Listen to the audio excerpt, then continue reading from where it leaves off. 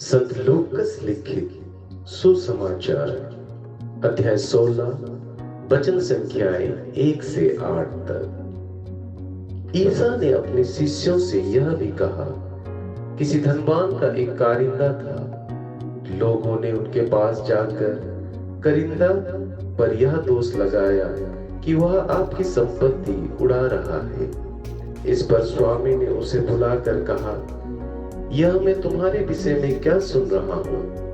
अपने कारीगरी का हिसाब दो, क्योंकि तुम अब से कारिंदा नहीं रह सकते। तब कारिंदा ने मन ही मन यह कहा, मैं क्या करूं? मेरा स्वामी मुझे कारीगरी से हटा रहा है।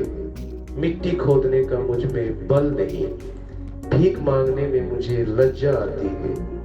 हाँ, अब समझ में आया कि मुझे क्या करना चाहिए, जिससे कारीगरी से हटाए जाने के बाद लोग अपने घरों में मेरा स्वागत करें। उसने अपने मालिक के कर्जदारों को एक एक कर बुलाकर पहले से कहा, तुम पर मेरे स्वामी का कितना ऋण है?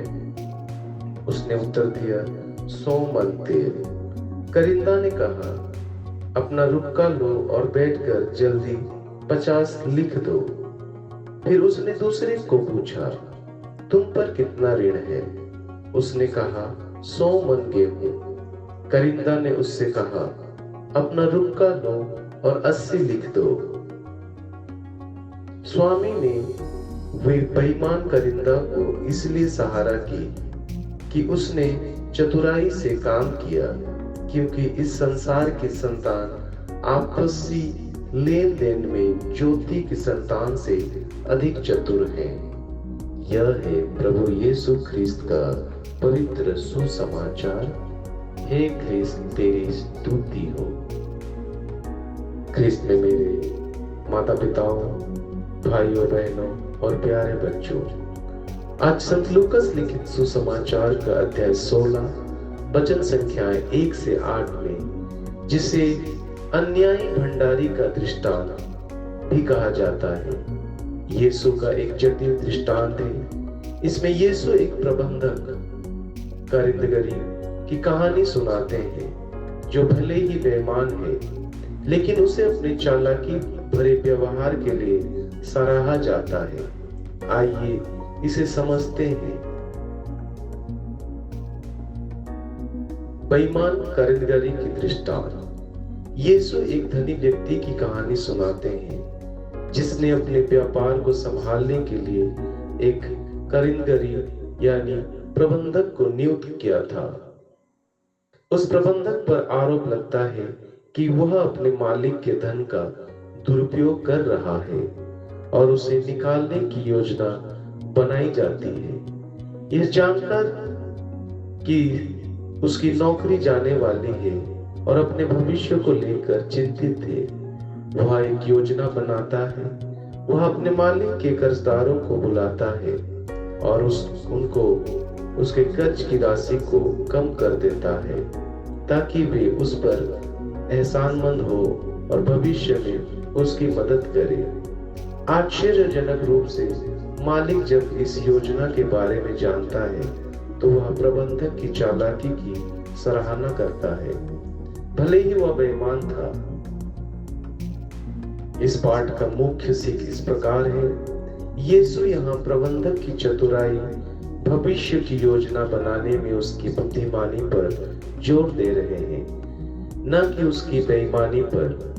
वह बताते हैं कि इस संसार के लोग अपने भविष्य के लिए अधिक चतुराई से काम करते हैं, जबकि ज्योति के पुत्र यानी ईश्वर के अनुयायी अक्सर उतने ही होशियार नहीं होते।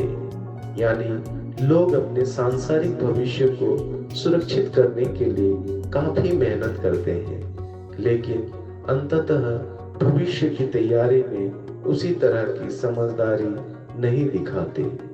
उदाहरण स्वरूप, कल्पना करें कि एक कर्मचारी को पता चलता है कि उसके खराब प्रदर्शन के कारण उसकी नौकरी जा सकती है।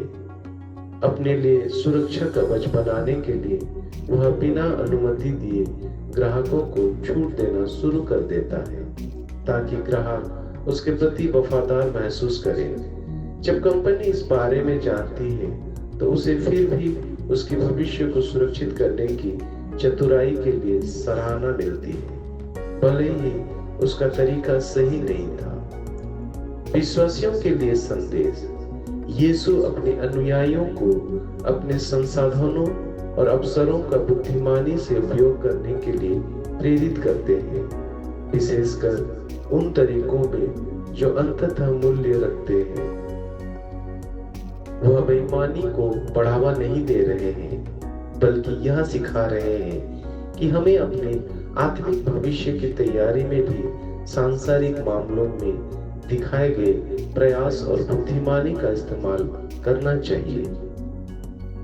इस पाठ का सारांश में यीशु इस असामान्य दृष्टांत का उपयोग यह समझाने के लिए करते हैं कि संसाधनों के उपयोग में बुद्धिमानी और उद्देश्यपूर्ण योजना कितनी महत्वपूर्ण है। जिस प्रकार अन्यायी भंडारी ने अपने सांसारिक भविष्य की योजना बनाई, यीशु चाहते हैं कि उनके अनुयायी भी अपने अंततः भविष्य की तैयारी में अपने समय, प्रतिभा और धन का उपयोग चतुराई से करें, जिससे उनका आत्मिक लाभ हो सके। यह है प्रभु यीशु ख्रिस्त का पवित्र सुसमाचार का सारांश।